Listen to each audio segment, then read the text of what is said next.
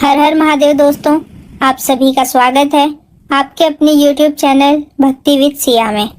आज हम सुनेंगे पुत्रदा एकादशी व्रत कथा, जिसे बैकुंठ एकादशी भी कहा जाता है। भगवान श्री हरि विष्णु को प्रसन्न करने के लिए एकादशी का व्रत अत्यंत श्रेष्ठ माना गया है। इसमें भी पौष माह की पुत्रदा एकादशी के व्रत का महत्व विशेष है। यह व्रत शारीरिक, मानसिक और आर्थिक रूप से बहुत लाभकारी माना जाता है। यह व्रत संतान प्राप्ति और संतान से जुड़ी परेशानियों के समाधान के लिए रखा जाता है।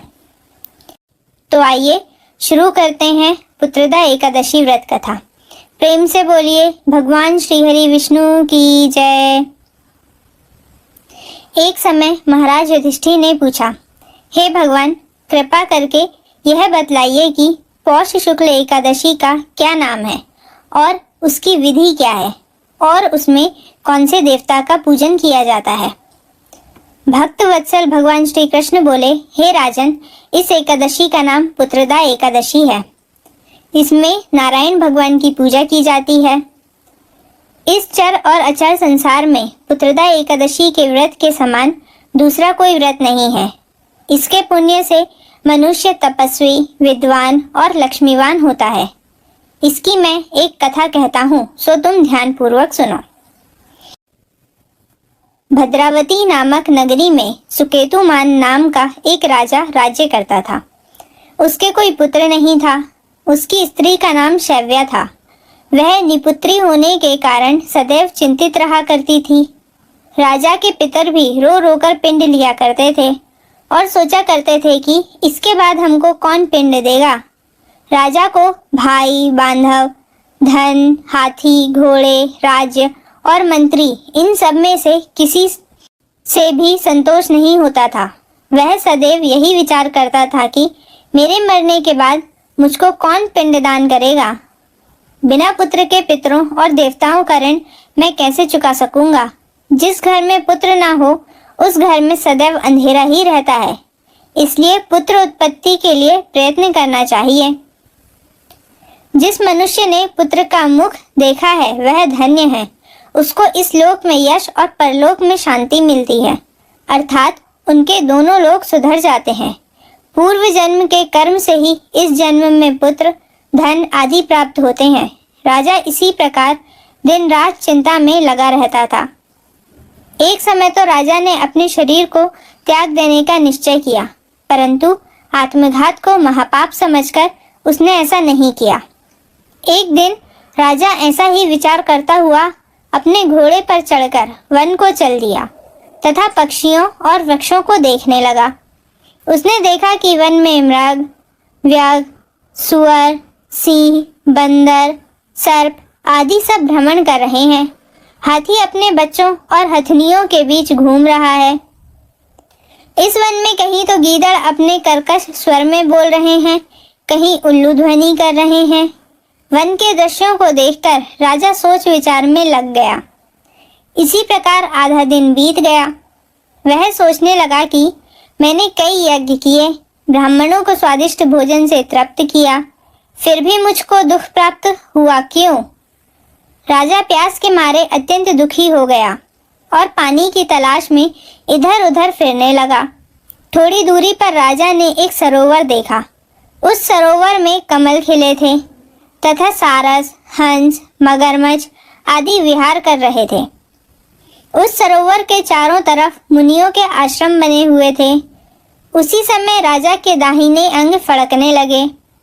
राजा शुभ शकुन समझकर घोड़े से उतरकर मुनियों को दंडवत प्रणाम करके बैठ गया। राजा को देखकर मुनियों ने कहा, हे राजन, हम तुमसे अत्यंत प्रसन्न हैं। तुम्हारी क्या इच्छा है, सो कहो। राजा ने पूछा, महाराज आप कौन हैं और किस लिए यहाँ आए हैं, कृपया करके बताइए। मुनि कहने लगे, हे राजन, आज संतान देने वाली पुत्रदा एकादशी है। हम लोग विश्वदेव हैं और इस सरोवर में स्नान करने के लिए आए हैं। यह सुनकर राजा कहने लगा कि महाराज, मेरे भी कोई संतान नहीं है। यदि आप मुझ पर प्रसन्न हैं तो एक पुत्र का वरदान दीजिए। मुनि बोले, हे राजन, आज पुत्रदा एकादशी है। आप अवश्य ही इसका व्रत करें। भगवान की कृपा से अवश्य ही आपके घर में पुत्र होगा। मुनि के वचनों को सुनकर राजा ने उसी दिन एकादशी का व्रत किया और द्वादशी को उसका पारण किया। इसके पश्चात मुनियों को प्रणाम करके महल में वापस आ गया। कुछ समय बीतने के बाद रानी ने गर्भ धारण किया और 9 महीने के पश्चात उनके एक पुत्र हुआ।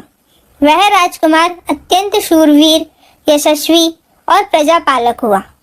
श्री कृष्ण बोले, हे राजन, पुत्र की प्राप्ति के लिए पुत्रदा एकादशी का व्रत करना चाहिए। जो मनुष्य इस महात्म्य को पढ़ता या सुनता है उसे अंत में स्वर्ग की प्राप्ति होती है। प्रेम से बोलिए भगवान श्री हरि विष्णु की जय।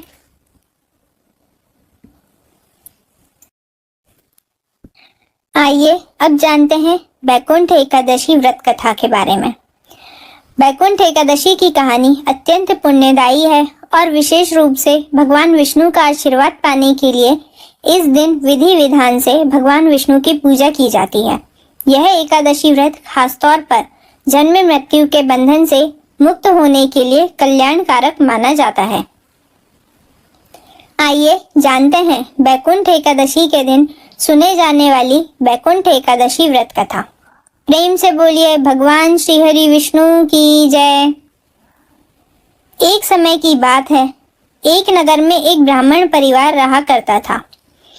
वह परिवार सदाचारी था, लेकिन एक समस्या थी जो ब्राह्मण की पत्नी को परेशान करती थी। वह बहुत ही धार्मिक और पतिव्रता थी, परंतु उन्हें संतान का सुख नहीं मिल रहा था। बहुत समय तक प्रयास करने के बाद भी जब वह संतान की प्राप्ति में असफल रही तो उन्होंने भगवान विष्णु से प्रार्थना की। एक दिन वह ब्राह्मणी शोक और चिंता में बैठी रही। तभी भगवान विष्णु ने अपने भक्त के दुख को महसूस किया और उस दिन उनके स्वप्न में प्रकट हुए। भगवान विष्णु ने स्वप्न में ब्राह्मणी को दर्शन दिए और कहा, हे पतिव्रता, तुम अत्यंत पुण्यशाली हो, लेकिन तुम्हारी इच्छाओं की पूर्ति के लिए तुम्हें एक विशेष व्रत का पालन करना होगा। इस व्रत का नाम बैकुंठ एकादशी है। यदि तुम श्रद्धा पूर्वक इस व्रत का पालन करोगी तो तुम्हारी संतान की इच्छा अवश्य पूरी होगी और तुम्हें मोक्ष की प्राप्ति होगी।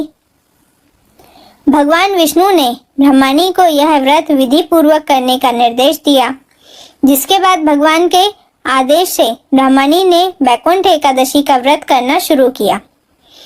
तब ब्राह्मणी ने अगले दिन पूरे विधि विधान से बैकुंठ एकादशी का व्रत रखा और भगवान विष्णु की भक्ति में लीन रही।